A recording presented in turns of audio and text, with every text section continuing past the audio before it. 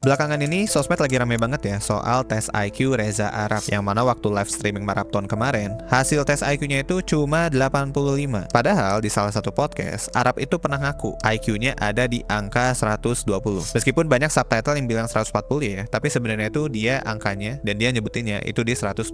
Tapi terlepas dari valid atau enggaknya hasil tes Arab, fenomena ini tuh ngebuka diskusi yang lebih besar lagi ya. IQ orang Indonesia yang sebenarnya tuh tergolong rendah di level global. Data terbaru bilang kalau rata-rata IQ orang Indonesia itu ada di angka 89,96, dan itu menempati kita di peringkat 126 dunia ya, dan peringkat kedua terendah di seluruh ASEAN. Mungkin banyak yang mikir kalau rata-rata IQ kita itu cenderung rendah karena ya memang populasi kita tuh banyak gitu, dan pembangunan juga belum merata kan ya, jadi yang bikin itu hasilnya bisa jadi nggak terlalu valid. Tapi kalau lo coba lihat China, penduduknya itu lebih banyak dari kita, dan rata-rata IQ mereka itu di angka 106,48, dan ini tuh ngejadiin China sebagai salah satu negara dengan IQ rata-rata tertinggi di dunia. Dan kepintaran orang Cina ini bukan cuma sekedar angka di atas kertas. Di Olimpiade dunia kayak IMO, International Mathematical Olympiad, Cina itu langganan juara 1 selama bertahun-tahun. Bahkan saking dominannya, ada yang bilang lebih susah masuk timnas Cina daripada dapetin medali emas di IMO. Dan fun fact-nya, tahun 2015, tim Amerika akhirnya berhasil ya ngalahin China di IMO untuk pertama kalinya sejak tahun 1995. Tapi kalau lo lihat fotonya, tim AS itu didominasi sama anak-anak keturunan Chinese guys, yang artinya Chinese ini berhasil mengalahkan Chinese yang lain. Jadi pertanyaannya, kenapa sih orang Cina tuh bisa semitar itu? Kenapa kita yang sama-sama orang Asia gak bisa nyaingin mereka? Apakah ini ada di masalah genetik? So, welcome to Kelas Kehidupan by 1%. Enjoy.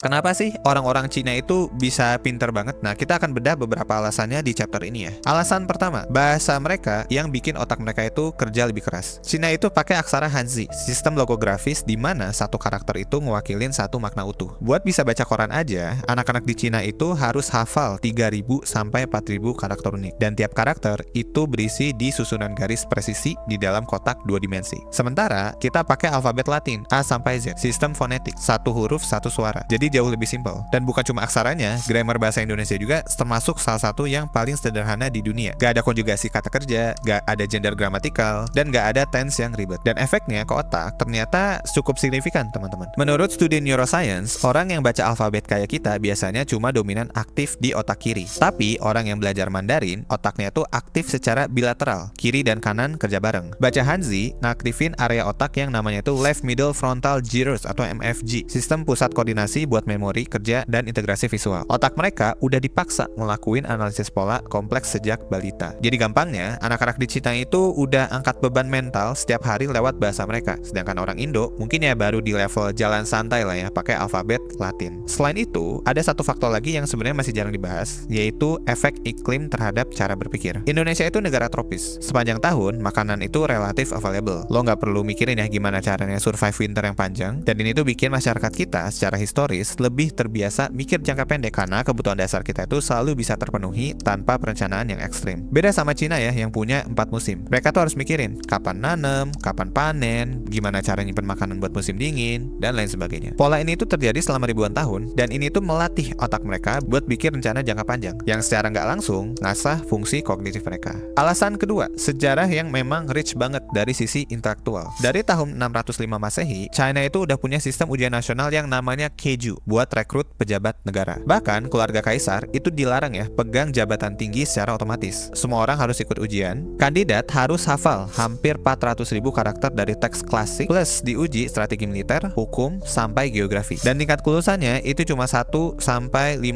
doang. Jadi dari ratusan ribu mungkinnya orang yang ikut itu cuma 1-5% doang yang lulus ya. Dan ini akhirnya bikin budaya belajar mati-matian jadi DNA mereka selama ribuan tahun. Pendidikan itu satu-satunya jalan buat naik naik kelas sosial. Dan hasilnya kelihatan, China itu gak cuma punya sarjana, tapi juga melahirkan jenderal-jenderal strategis legendaris ya, kayak Zhuge Liang, Cao Cao, Sima Yi. Atau kalau lo pernah main Dynasty Warrior, mungkin lo tahu ya sama cerdasnya orang-orang ini dalam gamenya, terutama dalam politiknya. Sekarang kita coba bandingin sama Indonesia. Struktur sosial kita secara historis itu lebih feodal dan berbasis perdagangan rempah. Mobilitas sosial ditentuin oleh garis keturunan, kekayaan alam, dan juga kedekatan sama pusat kekuasaan. Pendidikan itu sebenarnya dihargai, tapi nggak pernah jadi satu-satunya filter buat naik kelas sosial dalam skala waktu yang segitu lamanya. Dan ini tuh efeknya terjadi sampai sekarang ya. Kita tuh nggak punya budaya belajar mati-matian kalau masih ada backup plan dari privilege ekonomi atau networking orang tua. Di China, budaya itu tuh masih hidup dalam bentuk ujian Gaokao, salah satu ujian terberat di dunia. Masuk universitas top itu bukan pilihan ya, tapi tugas moral buat keluarga. Alasan ketiga, pressure lingkungan di era modern. Ada istilah lagi ya yang viral di China, namanya itu adalah Nijuan atau Innovolution. Penduduknya tuh banyak, tapi lapangan kerjanya terbatas. Setiap orang harus kerja keras cuma buat bertahan di posisi yang sama, bukan naik, bukan maju. Siswa di China itu biasa belajar dari jam 7 pagi sampai jam 10 malam. Banyak yang makan di kantin itu sambil baca buku karena ngerasa bersalah kalau kehilangan waktu sedetik pun. Apakah ini bikin mereka bahagia? Enggak ya. Tapi otak manusia itu punya plastisitas. Kalau ditekan perform tinggi terus-terusan, dia adaptasi jadi lebih efisien. Nah, sedangkan di Indonesia, budaya kita itu lebih nekenin harmoni sosial dan keramahan. Ini sih sebenarnya bagus ya buat kesehatan mental. Tapi tekanan lingkungan buat ngedorong fungsi kognitif sampai batas maksimal emang nggak sekuat di negara China. Hasilnya kelihatan ya di data. PISA tahun 2022 nunjukin cuma 18% siswa Indonesia yang bisa tembus level 2 matematika. Di wilayah Cina kayak Macau atau Hong Kong, lebih dari 85%-nya guys yang level 2 itu tembus. Jadi bisa dilihat ya betapa jauhnya gapnya antara Indonesia yang cuma 18% dengan China yang dapat 85%.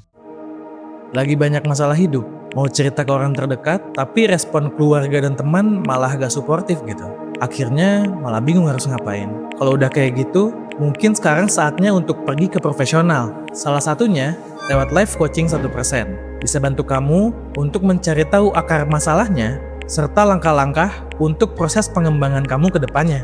Mulai 100 ribuan, kamu sudah mendapatkan sesi konsultasi, tes psikologi, dan workshop.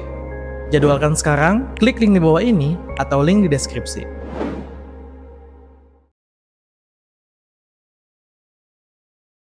Oke, sampai sini gue udah jelasin ya kenapa Cina itu bisa punya rata-rata IQ yang tinggi. Tapi sekarang gue mau ajak lo mundur sebentar dan nanya satu pertanyaan yang lebih mendasar. Sebenarnya kita ngukur pintar itu dari mana sih? Karena masalahnya IQ sendiri itu adalah konsep yang sebenarnya problematik. Ada puluhan jenis tes IQ di luar sana dan masing-masing punya standar yang berbeda. Ada yang dianggap IQ tinggi di satu tes bisa beda hasilnya di tes lain. Belum lagi tes-tes ini tuh susah ngikutin perkembangan zaman. Cara kita pakai otak di 2025 itu beda jauh sama cara orang pakai otak di tahun 1950. Waktu banyak tes IQ pertama kali didesain. Di 1%, kita juga ngejual tes IQ ya. Tapi lo tau nggak? Kita hampir selalu bandel tes IQ itu sama tes-tes lain. Kenapa? Karena IQ doang itu nggak cukup buat ngegambarin potensi seseorang secara utuh. Lo juga harus ngukur integritas, resilience, gaya berpikir, dan banyak aspek-aspek lainnya. Kita udah konsult puluhan company soal psikotes karyawan mereka, dan kesimpulannya tuh selalu sama. Gak ada satupun company yang rekrut orang cuma berdasarkan IQ. Mereka butuh gambaran yang lebih lengkap. Naval Rafikan juga punya perspektif yang menurut gua jauh lebih berguna soal ini. Buat Naval, cara paling akurat buat ngukur kecerdasan seseorang itu bukan dari skor tes, tapi dari kemampuan dia mencapai apa yang dia mau. Karena kalau kita coba pikir-pikir, orang dengan IQ 140 yang kerjaannya cuma debat di Twitter dan gak pernah selesain apa-apa, apakah dia beneran pintar? Sementara orang dengan IQ yang biasa aja, bisa aja dia bangun bisnis, punya keluarga yang sehat, dan tidur nyenyak tiap malam. Lo mau bilang dia bodoh kah? Karena dia itu IQ-nya kecil? Padahal dia lebih banyak pencapaiannya dalam hidup. Kecerdasan yang sesungguhnya itu bukan soal seberapa cepat lo bisa ngerjain soal di pola yang ada di kertas tes IQ. Kecerdasan itu soal seberapa efektif lo menavigasi hidup, seberapa baik lo bikin keputusan di momen yang penting, dan seberapa konsisten lo bergerak ke arah yang lo mau. IQ tinggi tanpa arah itu cuma mesin balap tanpa sopir. Kenceng sih ya, tapi nggak sampai kemana-mana. Dan di era sekarang, ada satu kenyataan lagi yang bikin diskusi IQ itu makin nggak relevan, yaitu AI. Lo bisa punya IQ setinggi apapun, tapi kalau lo nggak bisa leverage AI buat amplify kemampuan lo bakal kalah sama orang yang IQ-nya biasa aja, tapi jago pakai tools AI. AI itu great equalizer. Dia yang bikin persaingan antara orang yang pintar sama orang yang nggak pintar itu jadi lebih seimbang sekarang. Karena orang pintar aja itu bisa kalah sama orang yang biasa aja tapi strategis. Yang menang di era ini bukan yang paling pintar secara raw brain power ya, tapi yang paling adaptif sama perkembangan teknologi yang ada di zamannya.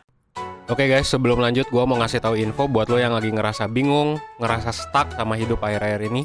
Entah itu soal karir, pendidikan, hubungan, keluarga, pernikahan, atau hal-hal personal lainnya, sekarang 1% tuh nyediain psikotes premium. Di dalam psikotes premium ada berbagai pilihan tes yang dirancang buat ngebantu lo lebih paham siapa sih diri lo sebenarnya, supaya lo bisa ngambil keputusan hidup lo dengan lebih baik. Psikotes ini tuh ngegabungin berbagai jenis tes psikologi profesional. Jadi setiap lo beli, lo bakal dapet beberapa psikotes, disatuin reportnya jadi puluhan halaman untuk hasil yang akurat dan personal. Lo bisa baca puluhan halaman ini, dan yang paling keren, kalau lo nggak ngerti atau lo ada pertanyaan, lo bisa dapet insight lanjutan lewat konsultasi bareng expert dari 1%, langsung berdasarkan hasil tes lo. Langsung aja kunjungi 1.bio/psikotes premium buat info lebih lanjut.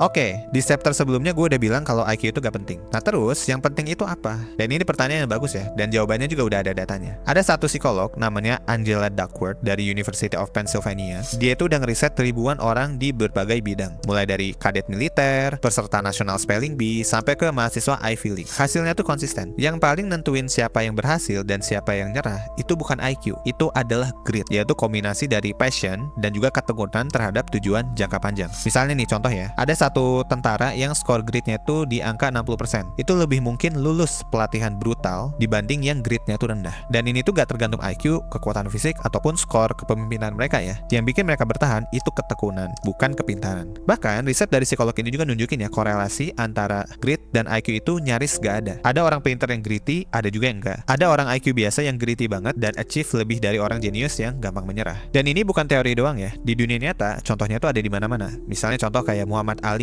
Dia itu salah satu atlet paling berpengaruh ya sepanjang masa. Diestimasi punya IQ 78 cuy. Ada juga ya Andy Warhol, ikon seni modern yang karyanya itu sekarang dijual miliaran. IQ-nya tuh diestimasi cuma 86 cuy. Mirip kayak Reza Arab tadi ya pas tadi dia lagi stress testnya. Bahkan ada seorang profesor yang ngaku sendiri skor IQ-nya itu cuma 78, tapi berhasil mencapai semua target karirnya karena dia itu kompensasi dengan datang kerja jam 6 pagi setiap hari, 2,5 jam lebih awal dari rata-rata koleganya. Poinnya tuh bukan tentang IQ gak penting sama sekali ya. IQ itu ada fungsinya, tapi IQ doang, tanpa arah, tanpa ketekunan, tanpa kemampuan adaptasi, itu nggak akan bisa bawa lo kemana-mana. Selain itu, ada juga faktor lain yang sering disepelekan, yaitu lingkungan dan juga deliberate practice. Ada satu psikolog namanya itu Carol Dweck yang nunjukin kalau anak-anak yang dipuji karena usahanya, itu tuh ternyata perform lebih baik di tantangan berikutnya dibandingkan anak-anak yang dipuji karena pintarnya. Kenapa? Karena yang dipuji usahanya punya growth mindset. Mereka percaya kemampuan itu bisa dikembangin. Sementara yang dipuji pintar malah takut gagal karena takut kehilangan label itu. Lingkungan lo nentuin banget ya apakah lo bakal sukses atau enggak. Kalau lo dikelilingi orang-orang yang selalu nge-challenge lo buat berkembang, otak lo bakal dipaksa terus beradaptasi. Tapi kalau lingkungan lo isinya cuma orang-orang nyaman sama kondisi yang mediocre, lo bakal ikut-ikutan stuck. Jadi kalau lo ngerasa IQ lo pas-pasan, yang perlu lo lakuin tuh bukan nangis soal angka ya, tapi yang lo lakuin itu adalah ya lo harus bergerak. Disiplin itu jadi kunci ya. Orang yang IQ-nya 85 yang latihan logika mati-matian bisa punya hidup yang lebih baik ya dibanding orang yang IQ-nya tuh 130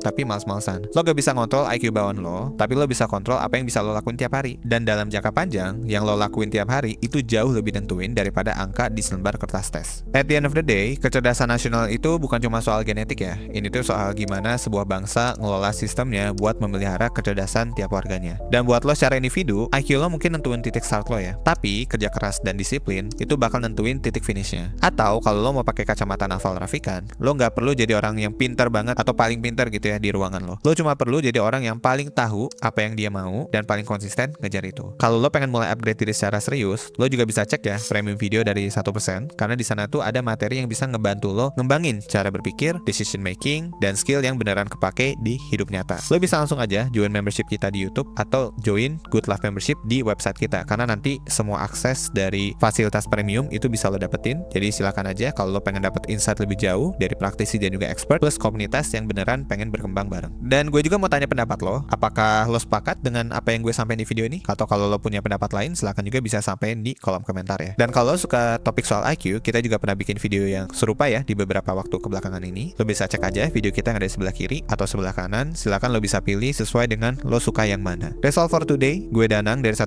Jangan lupa bahagia dan jangan lupa hidup seutuhnya. Thanks.